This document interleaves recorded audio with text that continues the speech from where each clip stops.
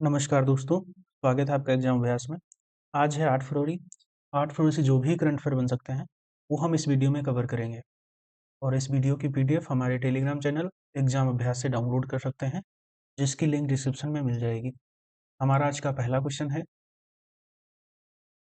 हाल ही में सूरज कुंड मेले का आयोजन कहाँ किया गया है? तो सूरज कुंड मेले का आयोजन हरियाणा में किया गया है। ठीक है, तो सूरज कुंड मेले का आयोजन हरियाणा में किया गया है। ये अंतर्राष्ट्रीय शिल्प मेला है। इसका 38वां एडिशन होगा। 7 फरवरी से 23 फरवरी तक चलेगा। हरियाणा के फरीदाबाद में। ये दुनिया का सबसे बड़ा शिल्प मेला है। इसकी थीम राज्य हैं उड़ीसा और मध्य प्रदेश। पार्टनर कंट्री हैं, बिम्स्टेक जो कंट्रीज हैं वो सभी पार्टनर कंट्री हैं। हम बाकी मेले देखेंगे, जैसे अंतर्राष्ट्रीय सूरज कुंड मेला हरियाणा के फरीदाबाद में शुरू हुआ है। सरस मेला जम्मू कश्मीर में। गंगा सागर मेला जो होता है वो पश्चिम बंगाल में होता है। माघी मेला पंजाब में होता है। और माघ मेला प्रयागराज में होता है। झींगा मेला पंजाब में होता है। लक्की मेला राजस्थान के सीकर में होता है। और गोल मेला जगन्नाथ मंदिर ऊधमपुर जम्मू कश्मीर में होता है। श्रावणी मेला देवघर झारखंड में होता है। एशिया का सबसे बड़ा अंतर्राष्ट्रीय खाद्य और आतिथ्य मेला, ठीक है, वो होता है न्यू दिल्ली में। हेमिस गोम्पा मेला लद्दाख में होता है। अम्बुअची मेला असम में होता है। हेमिस नेशनल पार्क जो जो है वो लद्दाख में है, इसलिए हेमिस गोम्पा मेला लद्दाख में होता है। मेदराम जात्रा मेला तेलंगाना में होता है। कुंभ के बाद दूसरा सबसे बड़ा मेला यही है। कुंभ मेला हरिद्वार, प्रयागराज, उज्जैन और नासिक। पुष्कर मेला राजस्थान में होता है। नौचंदी मेला मेरठ में होता है। और सोनपुरी मवेशी मेला बिहार में होता है। ठीक, हमारा अगला क्वेश्चन है, फॉर्ब्स की वर्ष 2025 की दुनिया की सबसे शक्तिशाली देशों की सूची में भारत कौन से स्थान पर है? तो भारत है 12वें स्थान पे। पहले स्थान पे अमेरिका है, दूसरे स्थान पे चाइना है, तीसरे स्थान पे रसिया है और चौथे स्थान पे यूके। 2023 में वस्त्र और परिधान के निर्यात में भारत का विश्व में कौन सा स्थान था? तो ये 6वां स्थान था। पहला स्थान चाइना का था। ग्लोबल एंजिंग इंडेक्स 2025 में भारत का स्थान था 130वां। ठीक है, स्विट्जरलैंड टॉप पर रहा है। ये जारी करता है नेचर पत्रिका। टॉम टॉम के टैरिफ इंडेक्स, भारत का सबसे भीड़ भाड़ वाला शहर जो है वो कोलकाता को रखा गया है। भारत के कोलंबिया का वेरिंक्लिवा शहर जो है वो टैरिफ इंडेक्स में सबसे भीड़ भाड़ शहर वाला सबसे। QS world future skills index 2025 में भारत की ओवरऑल रैंक जो रखी गई है वो 25 है। टॉप पर है अमेरिका। काफी उत्पादन के मामले में भारत विश्व में 7वां स्थान रखता है, जो कि भारत 7वां स्थान रखता है और ब्राजील फर्स्ट स्थान रखता है। और इंडिया में राज्य की दृष्टि से देखा जाए तो कर्नाटका फर्स्ट राज्य रखता है। ग्लोबल फायर पावर इंडेक्स में भारत की चौथी रैंक है, अमेरिका की पहली रैंक है ग्लोबल फायर पावर इंडेक्स में। एडलमैन ट्रस्ट बैरोमीटर 2025 में टॉप चाइना पे रहा है। इंडिया की रैंक थर्ड है। नीति आयोग के पहले राजकोषीय स्वास्थ्य सूचकांक 2025 में उड़ीसा पहले स्थान पे है, छत्तीसगढ़ दूसरे स्थान पे है और गोवा तीसरे स्थान पे है। हमारा अगला क्वेश्चन है, हाल ही में डीआरडीओ ने इस आईआईटी के साथ मिलकर भारत की सबसे बड़ी मेटल 3D प्रिंटिंग मशीन का अनावरण किया है। तो किया है हैदराबाद, आईआईटी हैदराबाद के साथ मिलकर। ठीक, तो डीआरडीओ और आईआईटी हैदराबाद ने भारत की सबसे बड़ी metal 3D printing machine launch की है। इसने 1 मीटर ऊंचे टेम्पोनेट का सफल निर्माण किया है। तो अब इस प्रिंटर से रॉकेट और रक्षा क्षेत्र के बड़े कंपोनेंट्स का निर्माण किया जा सकेगा। मेटल 3D प्रिंटिंग क्या है? तो यह मशीन आईआईटी हैदराबाद के DRDO industry academia centre of excellence में स्थित है। यह लार्ज एरिया एडिटिव मैन्युफैक्चरिंग प्रणाली पर आधारित है। यह एक तेज और कुशल तकनीक है जो बड़े पैमाने पर मेटल कंपोनेंट्स बनाने के लिए उपयोग की जाती है। इसरो नेपाल के मुनाल उपग्रह को लॉन्च करेगा। इसरो जो है नेपाल के मुनाल उपग्रह को लॉन्च करेगा। डीआरडीओ अग्नि 4 मिसाइल का सफल परीक्षण किया है। कहाँ किया है? तो चंडीगढ़ और चांदीपुर उड़ीसा में किया है। सॉरी, चांदीपुर उड़ीसा में किया है। अग्नि 4 nuclear capable intermediate range ballistic missile है। सरफेस टू सरफेस वाली ये मिसाइल है और इसकी रेंज जो है वो 4000 किलोमीटर की है। कौन सी? अग्नि 4। डीआरडीओ अग्नि 4 का सफल परीक्षण किया है MIRV टेक के साथ मिलकर, multi independently targetable re entry vehicle mission देवरास्त के अंतर्गत किया है। डीआरडीओ ने हल्के वजन की वाली बुलेट प्रूफ जैकेट AVHED विकसित की है। इसके साथ मिलकर की है तो IIT दिल्ली के साथ मिलकर की है। ABHED का फुल फॉर्म क्या होता है? तो advance ballistic for high energy defeat. वसोरेट्स कम दूरी की ये है मिसाइल है, very short range air defence system. तो एयर डिफेंस सिस्टम, इसकी जो रेंज है वो 6 किलोमीटर की रेंज है। किसने बनाया है? तो बनाया है डीआरडीओ ने। एंटी टैंक गाइडेड मिसाइल नाग मार्क 2 का सफल परीक्षण किया है। कहाँ किया है? तो पोखरण में किया है। डीआरडीओ ने भीषण ठंड में तैनात सैनिकों के लिए नई यूनिफॉर्म लॉन्च की है। इसका नाम है हिम कवच। ठीक है, डीआरडीओ ने भीषण ठंड में तैनात सैनिकों के लिए यूनिफॉर्म लॉन्च की है, नाम है हिम कवच। ठीक, देश का पहला 3D printed school Arunachal Pradesh में खोला गया है।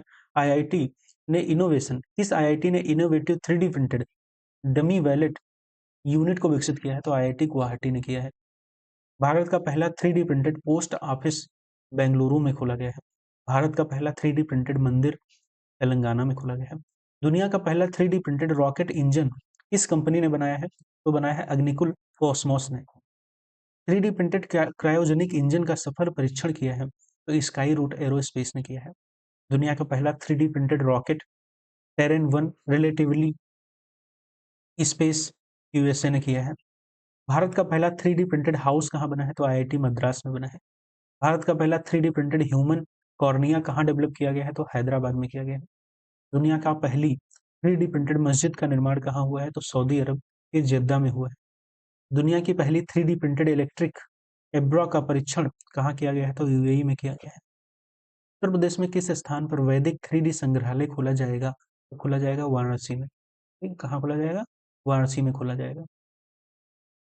हमारा अगला क्वेश्चन है, हाल ही में WHO ने विश्व फार्माकोपिया की 15वीं अंतर्राष्ट्रीय बैठक कहाँ आयोजित की गई है? तो की गई है इंडिया में।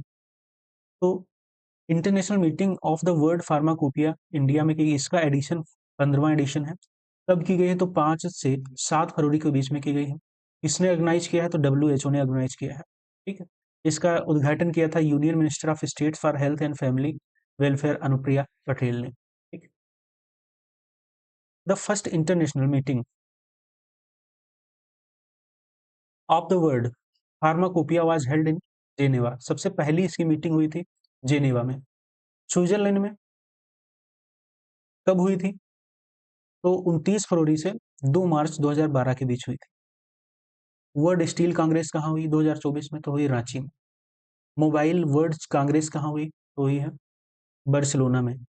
वर्ल्ड आयुर्वेदा कांग्रेस कहाँ हुई है? 10वीं बैठक तो हुई है देहरादून में। विश्व समुद्री सम्मेलन 2024 चेन्नई में हुआ है। 12वां अंतर्राष्ट्रीय पर्यटन मार्ट काजीरंगा असम में हुआ है। Rising Rajasthan global summit 2024 Jaipur में हुआ है। 23वां राष्ट्रीय बीज सम्मेलन हुआ है वाराणसी में। COP29 climate change 2024 Baku Azerbaijan में हुआ है। वैश्विक सहकारी सम्मेलन 2024 भारत फर्स्ट टाइम हुआ है। पहला एशियाई बौद्ध शिखर सम्मेलन 2024 भारत में हुआ है।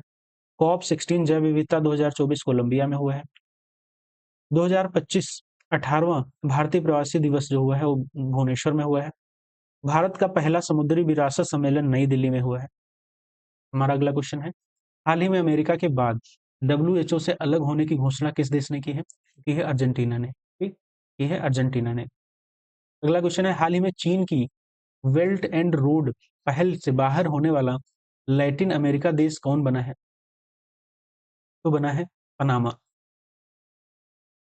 फरवरी 2025 में RBI ने रेपो रेट दर को घटाकर कितना कर दिया है? तो पहले थी 6.50%, अब कर दी है 6.25%। ठीक है, तो RBI की स्थापना होती है 1 अप्रैल 1935 में। इसका हेडक्वार्टर बनता है मुंबई में। इसके समिति की सिफारिश पे होता है तो एंग हिल्टन कमीशन के सिफारिश पे होता है। नेशनलाइजेशन कब होता है, राष्ट्रीयकरण तो 1 जनवरी 1949 को इसका राष्ट्रीयकरण होता है। इस समय इसके गवर्नर हैं संजय मल्होत्रा, जो कि 26 गवर्नर हैं। पहले ब्रिटिश गवर्नर थे सर इस ऑस्मोंड स्मिथ, और पहले इंडियन गवर्नर थे सीडी देशमुख। आरबीआई ने यूएलआई लॉन्च करेगा, ULI unified leading interface. Global finance magazine Shaktikanta Das को शीर्ष सेंट्रल बैंकर का दर्जा दिया है, तो A+ रेटिंग है इसकी। सॉवरेन वेल्थ फंड इंस्टीट्यूट की सबसे अमीर केंद्रीय बैंकों की सूची में आरबीआई 12वें नंबर पे है। टॉप पे है फेडरल रिजर्व यूएसए। आरबीआई की मौद्रिक नीति समिति के सदस्य के रूप में किसे नियुक्त किया गया है, तो डॉक्टर नागेश कुमार को किया है, सौगत भट्टाचार्य को किया है और प्रोफेसर रामचंद्र को किया है। ग्लोबल फाइनेंस पत्रिका ने दुनिया का top central banker Shaktikanta Das को चुना है। तो आरबीआई ने वित्तीय क्षेत्र में एआई ने नैतिक इस्तेमाल के लिए किसकी अध्यक्षता में समिति गठन किया है, तो आईआईटी मुंबई के प्रोफेसर हैं पुष्पक भट्टाचार्य का। अगला क्वेश्चन है, हाल ही में भारत के किस राज्य को आधिकारिक रूप से नक्सल मुक्त घोषित किया है, तो किया है कर्नाटका राज्य को आधिकारिक रूप से नक्सल मुक्त घोषित कर दिया गया है। तो कर्नाटका को आधिकारिक रूप से नक्सली फ्री घोषित किया गया है। यह घोषणा कर्नाटक के आखिरी नक्सली कोंतेहंडा रविंद्र के सरेंडर के बाद की गई है।